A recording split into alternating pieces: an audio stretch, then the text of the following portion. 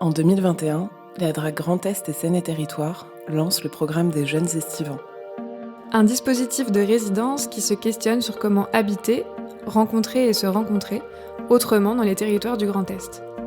En 2022, ce n'est pas moins de 400 artistes et 107 lieux d'accueil qui se rencontrent, donnant naissance à 115 projets.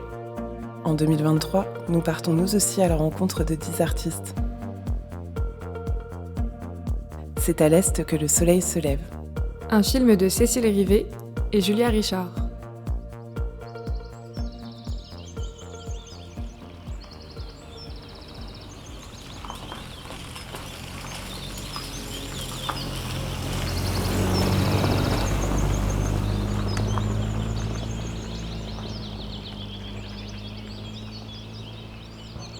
Après des heures de voiture à sillonner les villages, prendre des chemins qui ne mènent nulle part, nous retrouvons Carolina, perdue dans une école où les murs s'écaillent et les araignées ont établi logis dans les toilettes. Carolina est solaire et c'est avec du melon coupé en dés qu'elle nous accueille. C'est notre premier entretien et il faut reconnaître qu'on ne fait pas trop les fiers. Trop bien. On démarre? Vous aussi? Allez, c'est stressé? Ouais, rassure.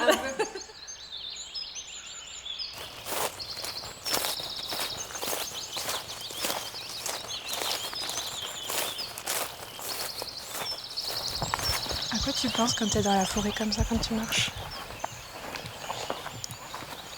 J'essaye de me mettre un peu à l'échelle des petites fourmis. Chaque petite plante devient un objet énorme et qui prend aussi de l'importance. Magicienne, elle a le pouvoir de voir du beau partout. En Colombie, comme il n'y a pas d'hiver, les pommes de terre, on les consomme aussitôt, elles ont été cueillies. Pour la première fois, à mes 25 ans, j'ai vu une pomme de terre qui germait, quelque chose de complètement anodine, qui n'a pas eu ni de l'eau, ni de la lumière, ni de rien. C'est comme de la vie concentrée, et prête à recommencer.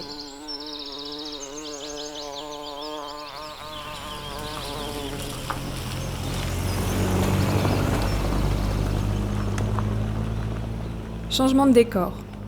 Au bout d'une route sur laquelle on se croyait perdu, l'Auré 85 apparaît comme par enchantement.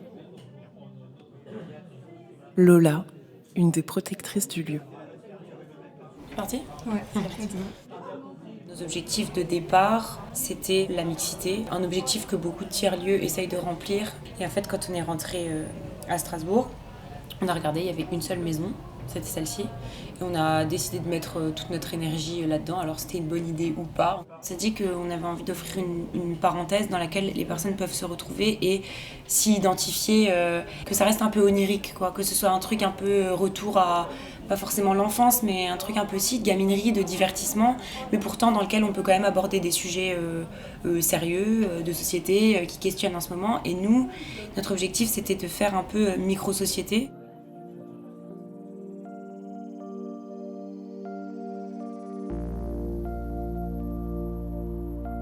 J'ai rencontré Aïcha, j'ai rencontré Marion, j'ai rencontré Alice, Nawel et Mali. J'ai rencontré Sonia, Sarah, Amandine et Patricia, Eva H et Eva B, Claudia, Anna, Maria. Et en fait, le texte de théâtre, il est un peu revenu toquer à la porte de ma nécessité. Donc je l'ai joué ici, à l'Auré 85. Et en fait, c'était vachement marrant parce que les gens, même s'il y avait beaucoup de bruit, ben, ça passe parce que j'ai une adresse tellement directe avec les spectateurs que ça leur parle. Et puis au bout d'un moment, j'ai pris le micro. Du coup, tout le monde était obligé de m'écouter quoi, dans le bar. Donc c'était drôle.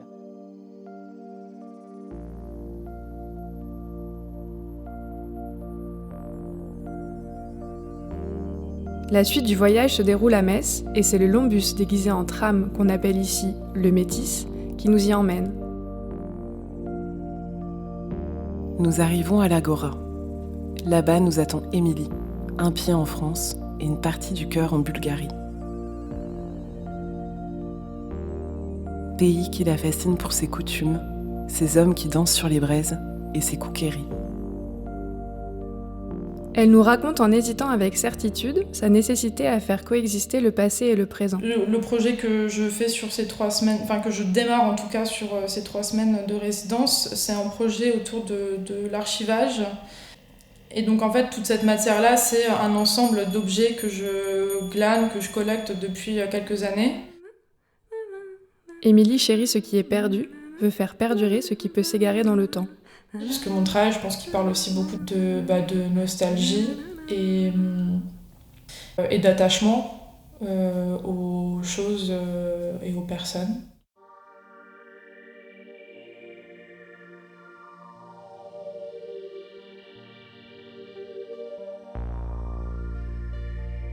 Après la Bulgarie d'Émilie, et alors que nous pensions rejoindre le territoire des Ardennes, c'est bien loin que les voix de Jamila et Kreuza nous ont emportés.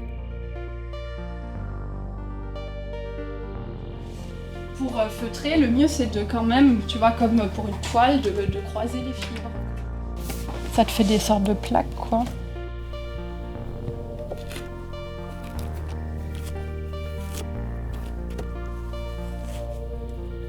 Si Jamila Valentin est d'origine allemande, son prénom est celui d'une héroïne kirghize.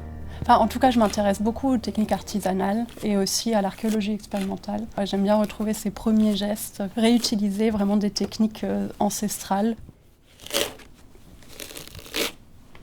Il y a un mot en allemand qui est pas vraiment traduisible, mais qui est le Fernweh. C'est comme le mal du pays, mais l'inverse, le mal du lointain. Et du coup, c'est quelque chose que je peux ressentir de très fort à certains moments. Au musée du feutre, c'est une étonnante et passionnée Kreuza qui nous a raconté son amour pour le patrimoine qu'elle a apporté dans ses valises depuis ses Açores natales. C'est ma première expérience avec un artiste dans le musée du feutre, c'est avec Jamila Valentin. Et pour le musée, c'est important la résidence parce qu'elle va faire un travail ici et après elle va présenter son travail dans la prochaine année pour les habitants du musée. En route pour l'Alsace, où nous dégustons une salade de carottes décorée de fleurs et une quiche au lardon. En fait, accueillir des artistes, par exemple comme dans le cadre de Jeunes Estivants, c'est leur permettre d'avoir un espace de travail pour créer et avancer dans leurs projets, mais ça nous apporte aussi à nous, en tant que structure, parce que ça met une pièce à l'édifice de notre projet culturel et scientifique. Marina sourit tout le temps. Heureuse d'être à l'abri mémoire pendant quelques semaines, car le lieu l'inspire et la ramène à son propre travail. Elle tisse des histoires comme on tente de recoudre des souvenirs. Elle est comme la gardienne d'une mémoire collective qui tend à disparaître. Donc j'ai pris contact avec des EHPAD ou des centres sociaux à Thann et Cernay pour aller justement à la rencontre des aînés.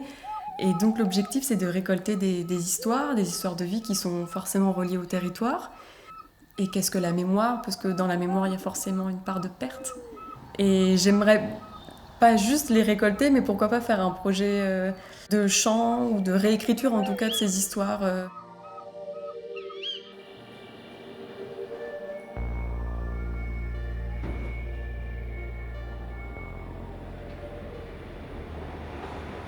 Oui, je m'appelle Héloïse Grosjean et je suis coordinatrice à la Maison pour tous, MJC de Pagny-sur-Moselle. On s'est mis d'accord sur des actions de médiation et on est super contente de les avoir là et de pouvoir échanger avec les comédiennes. 3 comédiennes, les pétulantes Bonas, écrivent leur prochain spectacle, Maudite. Et l'objectif de la compagnie, c'est de rendre le théâtre accessible à tout le monde et tout le temps et partout. Elles nous racontent leur intérêt pour les origines de la violence, et notamment celles qui habitent les femmes. Sujet sensible et peu exploré, elles exhument l'œuvre de Jean Genet et de ses bonnes vengeresses sur fond de lutte des classes. Moi j'ai envie de questionner vraiment qu'est-ce qu'on fait des femmes violentes, qu'est-ce qu'on en fait et qu'est-ce qu'on en fait dans la société, et pourquoi en fait on est aussi mal à l'aise avec le fait que des femmes soient violentes en fait.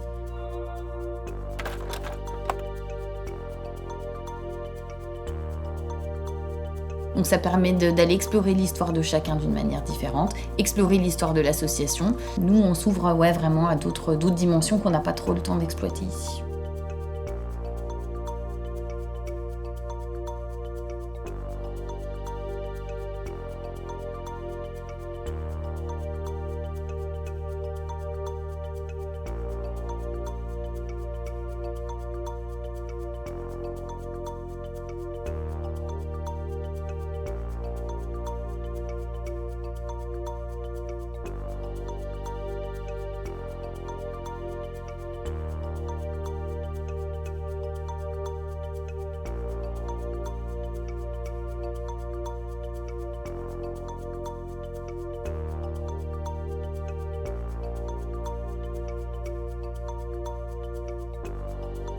Je pense que le cœur, c'est un peu la relation à l'autre, comment les gens se tissent des relations ou non, et comment est-ce qu'on arrive à créer un groupe, comment on fait des rencontres, comment on peut avoir une conversation intime avec quelqu'un qu'on ne connaît pas.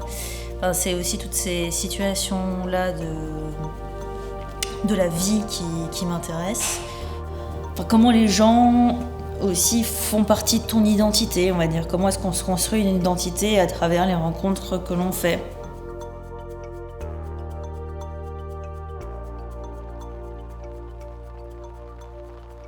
Nous sommes arrivés dans les Vosges sous un ciel gris et une pluie fine.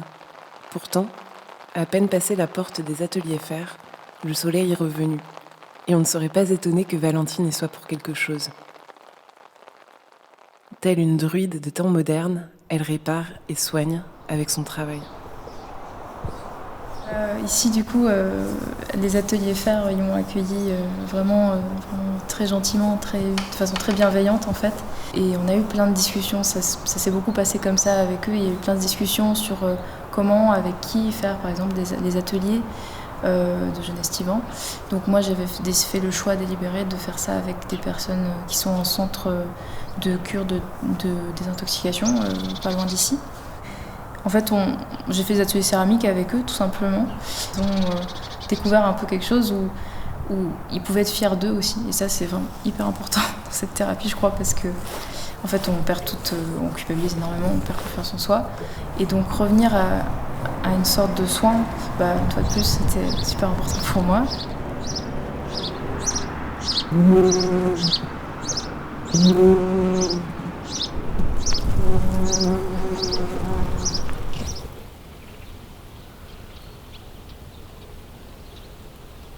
C'est un lieu dont il est difficile de dessiner les contours. Comme un îlot au milieu des champs meusiens, le couac ressemble à un mirage.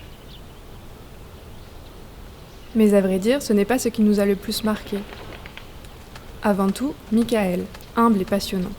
Alors moi je m'appelle Michael Monin et je suis le fondateur et directeur de la compagnie Azimut et du Couac.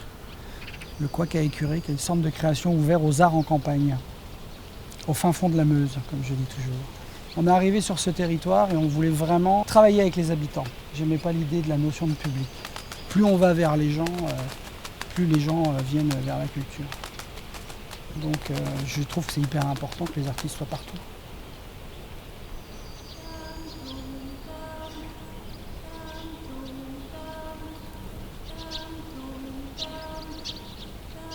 Le Ley, comme un éclat dans la nuit. Mais moi je m'appelle Lorraine. Moi je m'appelle Karine et toutes les deux on forme un duo de chant polyphonique qui s'appelle Ley.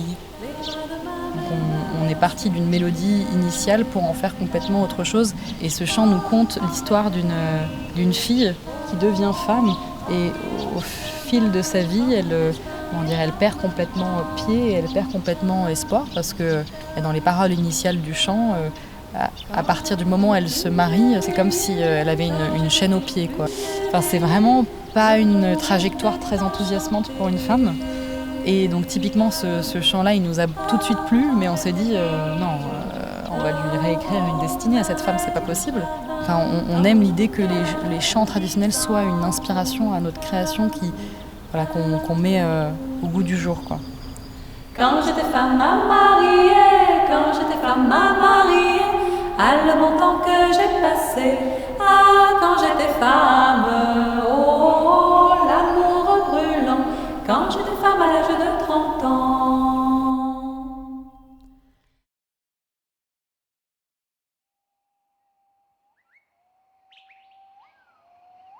La fin de notre voyage à l'accent du Brésil. Moi je m'appelle Raku, je suis marionnettiste, performeuse, plasticienne.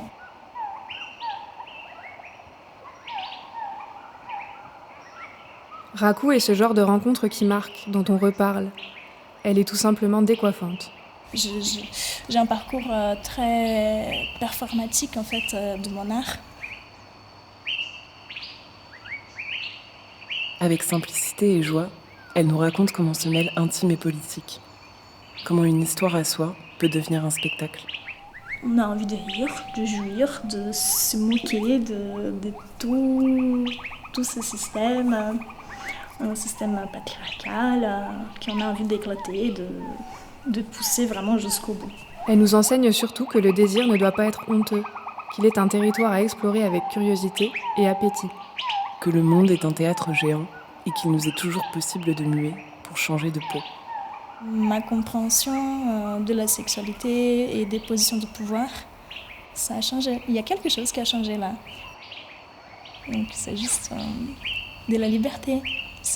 On parle de ça en fait.